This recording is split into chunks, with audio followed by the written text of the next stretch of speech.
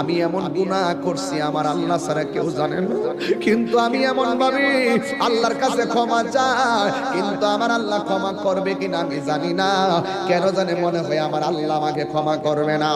এবার মুসা নবী ডাক দিয়ে কয়, ও পাগলি, তুমি কি এমন গুনাহ করছো যেই গুনাহের কারণে আল্লাহর কাছে তওবা করার পরও তোমাকে তওবাটা কবুল হবে কিনা তুমি মনে করতে পারো না?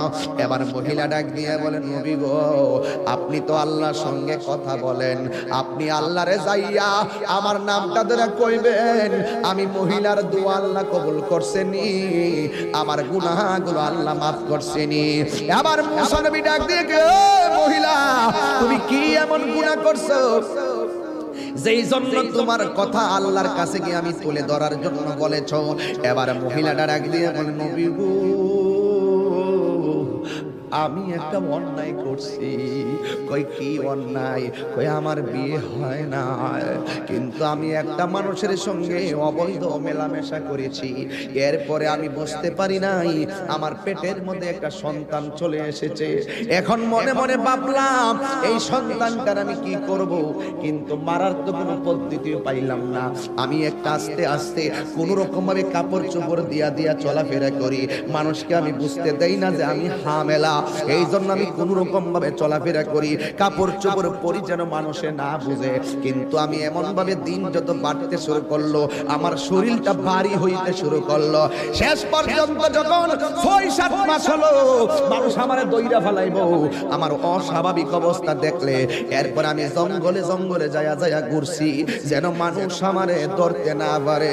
ও নবী গো, নবী গো, নবী গো, আপনি জানেননি গো, আমি যখন দেখলাম 10 মাস 10 দিন হয়ে গেল, একদিন আমার পেটের ব্যথা উঠে গেল, মনে হইছে যেন আমার সন্তানটা হইব। কোন দাইমারে ডাকলে শাস্তি হইয়া যাইব, কোন দাইমারে ডাকলে সাক্ষী হইয়া যাইব, কোন মহিলারে ডাকলে সাক্ষী হইয়া যাইব। এখন আমি কি করব? নিজে নিজেই প্রসব করাইছি আমার সন্তান, এখন আমি কি করব? এতদিন আমি পেট গোপন করছি, এখন আমি বাচ্চাটা গোপন করব কেমনে? এক তো আমি জিনা কইরা গুনাহ করলাম, 2 নম্বর সন্তান হইয়া গেছে, এখন আমি সন্তানটা লোক সমাজে লইয়া গেলে আমি কলঙ্কিনী হইয়া যাইব। মুসা নবী, আমি কি ভয়ঙ্কর গুনাহ করছি জানেননি? আমি জঙ্গলের ভিতরে বাচ্চাটা হওয়ার পরে জিন্দা সুন্দর একটা ফুটফুটে বাচ্চা, এই বাচ্চাটার আমি গলার চিপ দিয়া মাইরা ফেলাইছি। এই জন্য আমি জিনা কইরা গুনাহ করছি এক অপরাধ, আমার পেটের মধ্যে বাচ্চা নিছি আরেক অপরাধ। এই বাচ্চা হওয়ার পরে আমি গলা চিপ দিয়া মাইরা ফলাইছি, এটা আমার অপরাধ। এবার মুসা নবীর গায়, ইয়া মুসা কালিমুল্লাহ, মাফ হইবনি গো, আমার গুনাহ মাফ হইবনি। মুসা নবী তো গরম নবী, মুসা নবী ডাক দিয়া তো কম বক্তার মহিলা, যাও যাও এখান থেকে চলে যাও, এখান থেকে চলে যাও, এখান থেকে চলে যাও।